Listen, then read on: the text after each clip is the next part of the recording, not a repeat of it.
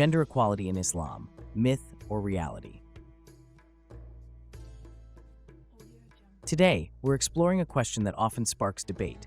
Is gender equality in Islam a myth or a reality? By using AI, we aim to approach this question logically, removing any emotional or cultural bias to examine what Islamic teachings actually say about gender equality. If you find value in this kind of unbiased analysis, don't forget to like, share, and subscribe for more discussions. To explore this, we'll examine key areas where the Quran and Hadith discuss gender equality, including spirituality, education, economic rights, marriage, legal testimony, and social participation. Using deductive and inductive reasoning, we'll analyze whether Islam upholds gender equality in principle and practice. Spiritual equality in Islam. The Quran emphasizes spiritual equality between men and women. Surah An-Nisa 4 states, "O mankind, fear your Lord, who created you from one soul and created from it its mate." This indicates shared origins and equality in spiritual essence. Further, Surah Al-Ahzab 33:35 specifically mentions both men and women in acts of worship and moral virtues, affirming equal rewards for their actions. Deductively, we can conclude that Islam views men and women as equal in terms of spiritual worth. If Islam were fundamentally biased, we would expect to see different spiritual expectations or rewards. Instead, both are accountable to God and are equally rewarded, supporting the idea of spiritual equality. Inductively, this emphasis on spiritual equality suggests a broader commitment to fairness, indicating that Islam's teachings promote justice and equality at a fundamental level. Right to education. Islam emphasizes the pursuit of knowledge for both genders. The Prophet Muhammad said, "Seeking knowledge is an obligation upon every Muslim," which scholars interpret as inclusive of both men and women. In early Islamic society, women like Aisha, the Prophet's wife, were highly respected scholars and intellectuals, contributing to the fields of hadith and Islamic jurisprudence. Deductively, it's clear that Islam values education for both men and women. If learning were solely for men, we wouldn't see influential women in early Islamic history. Islamic teachings do not restrict education by gender, reinforcing that knowledge is a right and responsibility for everyone. Inductively, this emphasis on education aligns with gender equality in intellectual pursuits, suggesting that Islam encourages both men and women to develop intellectually. Economic rights, ownership, and financial independence.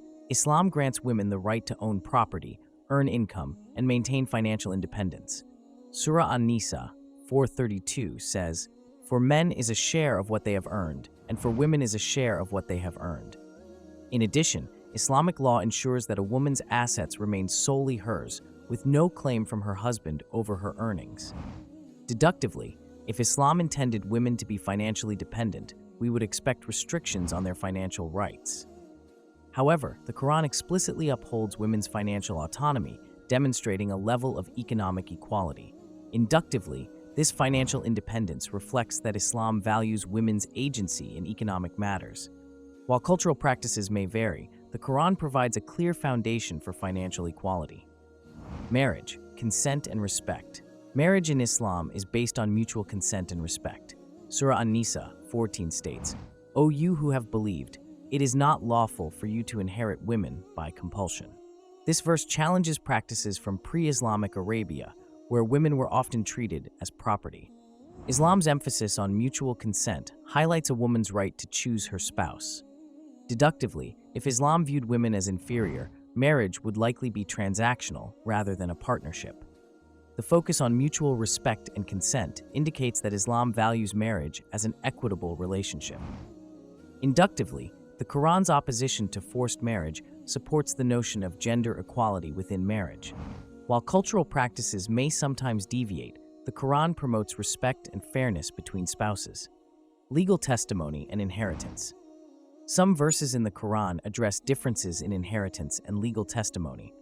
Surah Al-Baqarah 2:282 states that 2 female witnesses are equivalent to 1 male witness in financial matters, and inheritance rules in Surah An-Nisa dictate that daughters generally receive half the share of sons.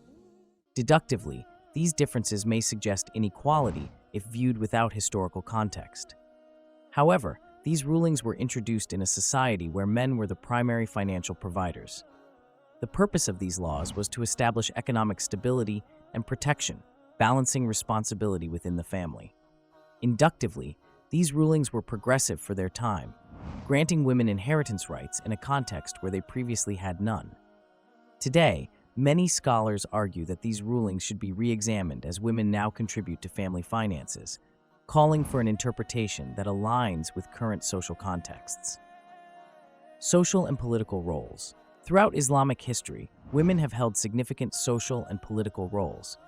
Khadija, the Prophet's first wife, was a successful businesswoman, and Aisha contributed extensively to Islamic scholarship and political life. Female companions of the Prophet also participated in social, educational, and even military affairs. Deductively, if Islam discouraged women's societal involvement, we would not see such examples of prominent women in early Islamic society. The fact that these women held influential roles suggests that Islam values women's societal contributions. Inductively, the presence of respected women in Islamic history indicates that Islam supports women's active roles in society. While cultural restrictions exist in some regions, foundational texts and historical precedents support women's involvement. Conclusion: gender equality in Islam, myth or reality? In conclusion, Islamic teachings affirm principles of equality in spirituality, education, and economic rights. Deductively, it is clear that the Quran and Hadith do not support the oppression or marginalization of women. While some rulings on inheritance and testimony may appear unequal, they were contextually progressive and aimed at balancing responsibilities in a specific historical period. Inductively, the Quran's support for women's rights in areas like education, financial independence, and social participation suggests a strong foundation for gender equality in Islam.